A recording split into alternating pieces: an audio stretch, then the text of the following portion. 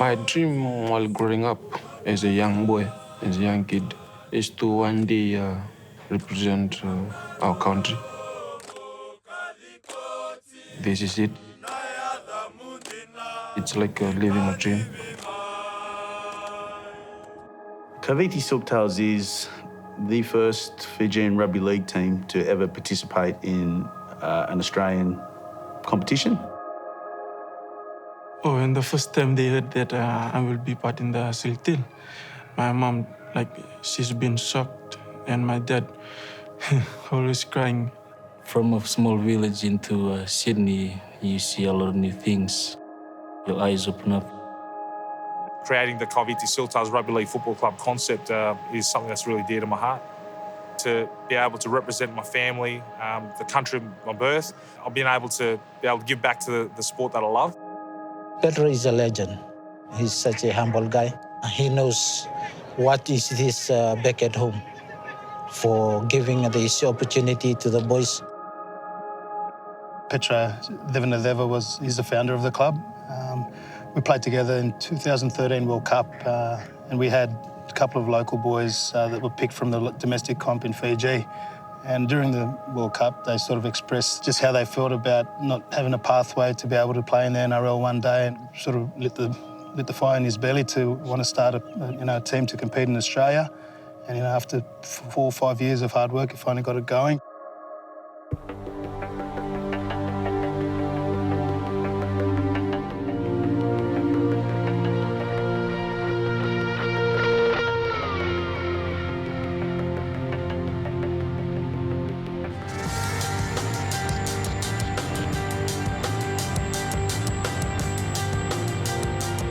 We've set up training hubs around Fiji.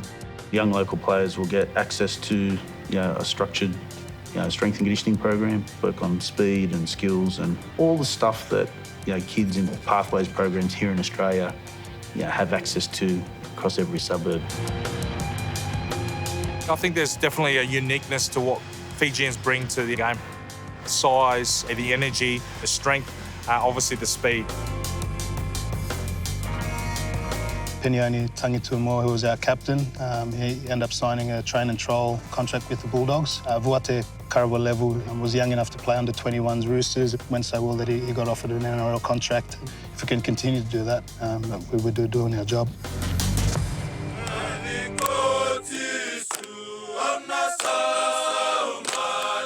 The Kaiviti Silktails is something very special, and I know it's something that we're all proud of, but I know we're going to continue to keep working hard to do the very best by our local Fijian rugby league players. Oh yeah, it's a big honor for me to play in Silktails. You are representing your family, your village, and your nation.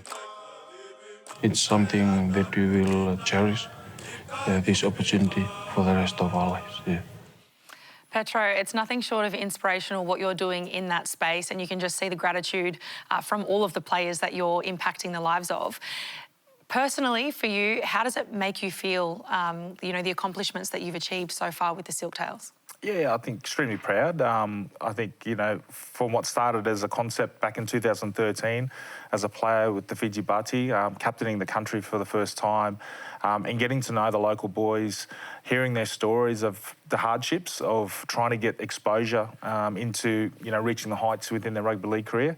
I think that was really where it all begun. And you saw our executive director there, Stephen Driscoll, who's been such a huge part of everything about the Silktails, creating a pathway development system, and then also to what we have both in Fiji and here in Australia.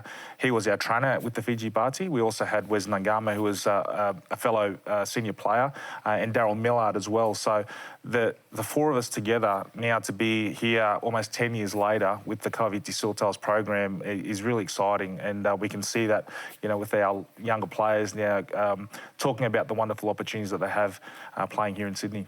And it's so important because you look at the statistics in the NRL and it's over 50% of the NRL have players that have Pacific heritage, a lot of them being Fijians.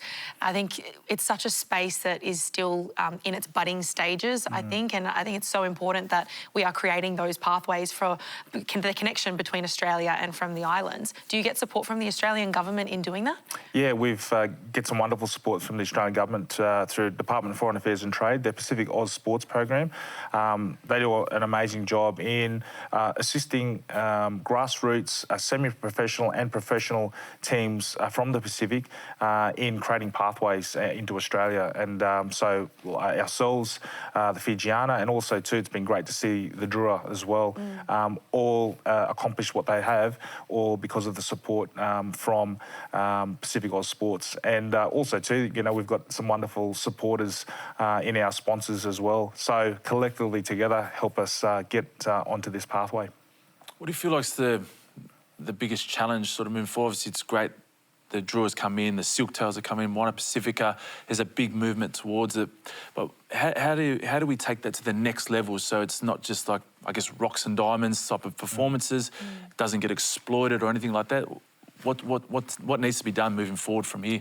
Yeah, I think definitely in terms of in-country development, just a really strong focus on grassroots, just to ensure that those pathways are clear, and also to making sure that there's plenty of support there for local coaches, local administrators as well, to help them assist and grow the pathway across there. And then hopefully through our channels, we're able to continue that pathway here into Australia. So I think if we work together collaboratively and support each other through the process, I'm pretty sure that we're going to unearth so much more talent in our men's and women's competitions. Yeah, there's no doubt about that. And do you have aspirations for the Silktails in the near or distant future to potentially push for an NRL premiership position? Oh, look, you can only dare to dream for sure. I mean, it'd be wonderful to see, but I think we've taken a lot of inspiration from the draw. It's been wonderful to see the players sort of, you know, reach the heights this year. And I think for us as a semi-professional team, we'd definitely be looking towards aiming towards that. So hopefully we'll get ourselves into a second-tier competition